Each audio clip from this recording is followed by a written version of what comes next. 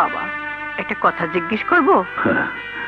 তোমার টাকায় পরিচালিত এই এতিমখানায় মাসুম এতিম বাচ্চারা খোদার রহমতে জন্মদিন পালন করছো। নয়ন তোমার কে হয় বাবা? নয়ন এক হতভাগ্য পিতার আজীবনের দীর্ঘশ্বাস। তুমি তুমি হ্যাঁ,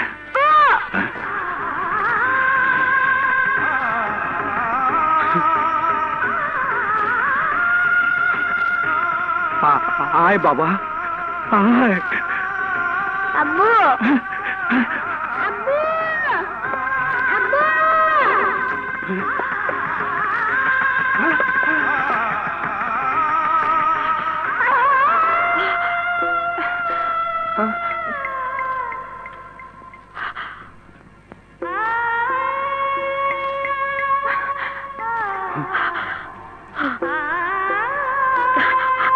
নয়নকে তোরা এখানে নিয়ে এসেছিস কেন? ওর জন্মদিন পালন করতে। নয়নের জন্মদিন পালন হবে ওর মায়ের কাছে। নয়নের বাবা কি নয়নের কেউ না?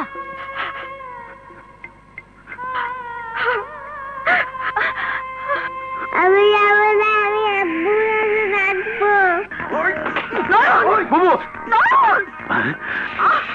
বুবু, নয়ন, আয় আমার সাথে। আয় তোমার ওদিকে, আয় আয়। তুমি মলির ভাই? ভাই না, ভাই না, পেট গোটা আছে। ডেরামা, ডেরামা।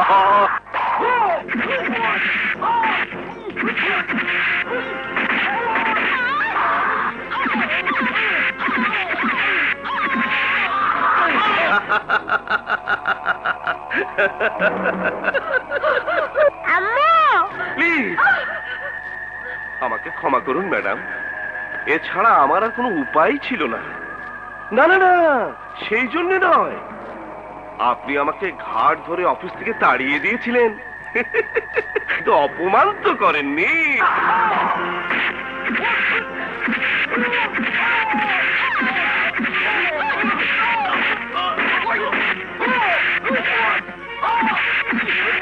আপনার জন্য একটা সুসংবাদ আছে, স্বামীর সঙ্গে আপনার সম্পর্ক ছেদ। সেই জন্য কিন্তু আমি দায়ী, আপনার স্বামী সম্পূর্ণ নির্দোষ।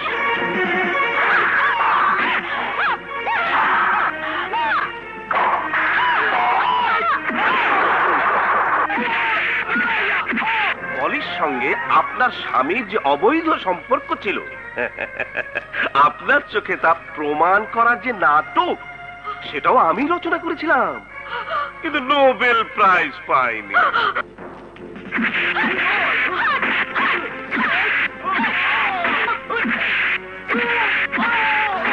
বেচারা মলি, মলির স্বামী, বলতে বুক ফেটে যায়। ওদের মৃত্যুর কারণও আমি।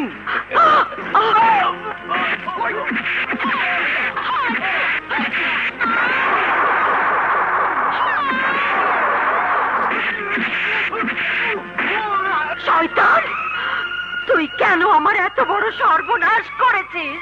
শুধু আজকের এই দিনের জন্য। কি চাস? মল্লিক পরিবারের সমস্ত সম্পত্তি চাই। তোর এই আশা কোনদিন পূরণ হবে না শয়তান। হবে হবে হবে, এবং আজই। No! Never!